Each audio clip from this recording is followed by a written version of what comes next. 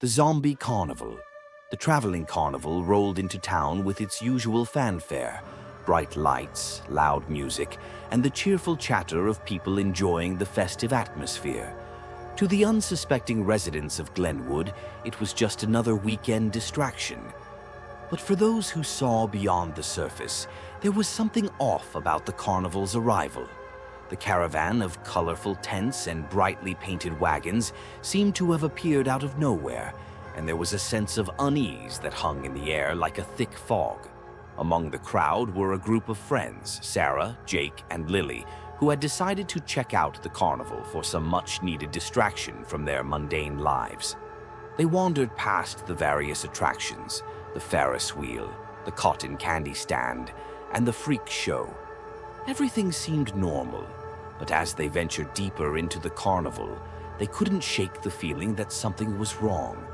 It wasn't long before they noticed that many of the carnival workers seemed odd, pale, with an almost mechanical quality to their movements. And then there were the performers who, despite their dazzling costumes and elaborate makeup, had eyes that seemed unnervingly vacant.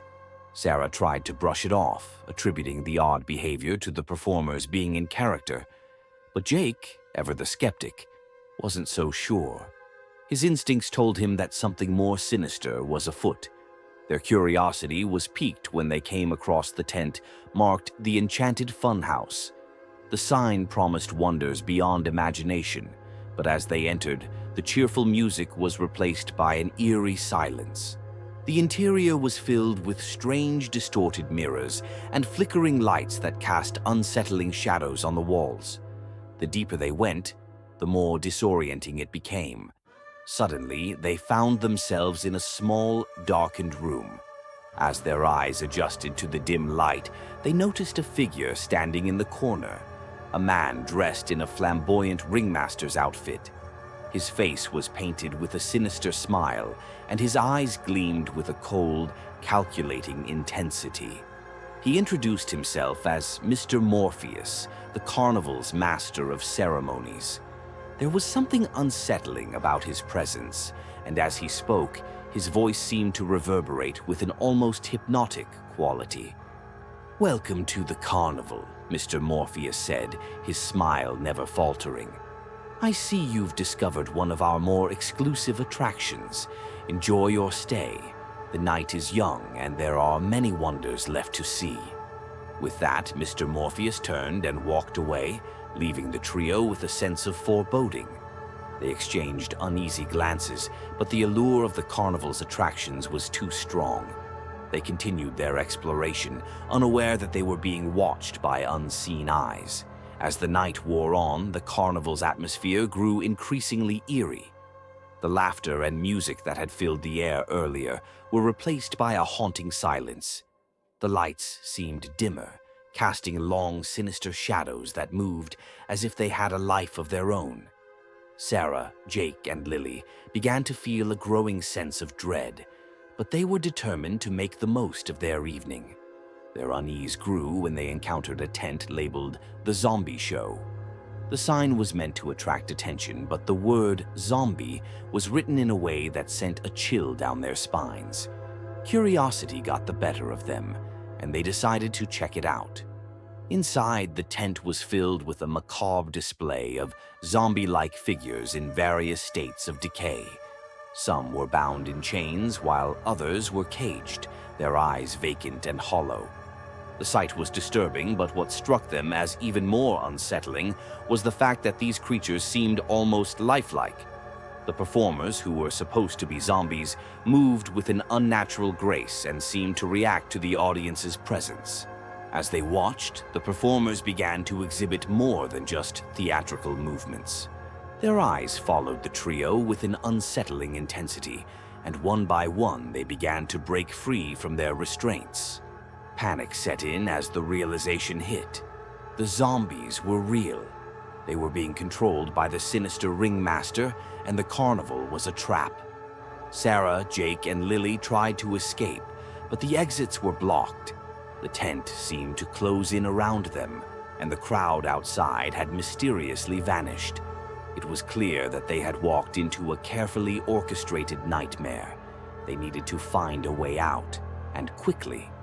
As they frantically searched for an escape route, they encountered Mr. Morpheus once again. This time, his smile was colder, and his eyes gleamed with malevolence. "It seems you've discovered our little secret," he said, his voice dripping with satisfaction. "But don't worry, the night is still young, and you have plenty of time to experience the full extent of our entertainment." With that, he vanished into the shadows, leaving the trio to face the horrors of the carnival. Desperate and terrified, they continued their search, determined to uncover the truth behind the sinister carnival and find a way to escape before it was too late. The realization that they were trapped in a carnival full of real zombies under the control of Mr. Morpheus drove Sarah, Jake, and Lily into a frenzy. They knew they had to act quickly to avoid becoming part of the twisted attraction. Their immediate goal was to find a way out of the tent and the carnival grounds before they fell victim to the horrors that lurked within. In their search for an escape route, they stumbled upon a series of hidden passages behind the scenes of the carnival. The corridors were narrow and dimly lit, with walls lined with strange symbols and ominous markings.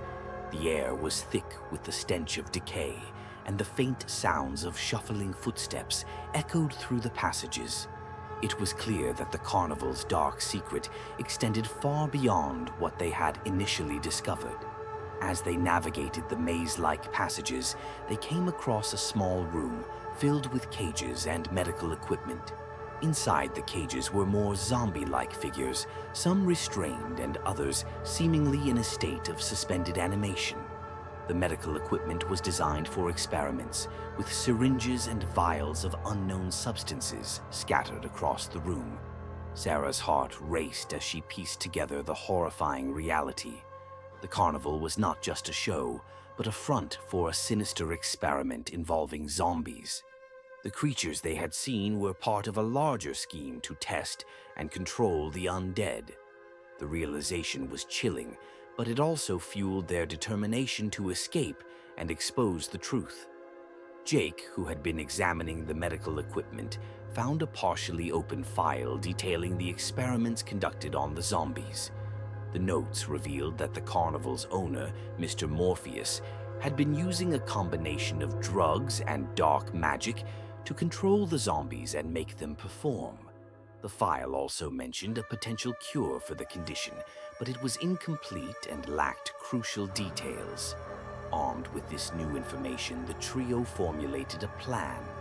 They decided to search for the source of the control mechanism and find the incomplete cure mentioned in the file. If they could disrupt the control system and find the cure, they might have a chance to escape and put an end to the twisted carnival. Their plan was risky, but they had little choice. They knew that time was running out, and the longer they stayed, the more dangerous the situation became.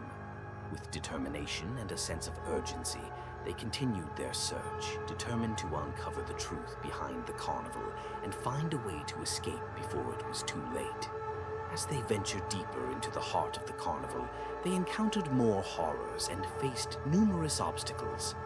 But their resolve remained unshaken, and they pressed on, knowing that their survival depended on their ability to outsmart Mr. Morpheus and the zombie hordes he controlled.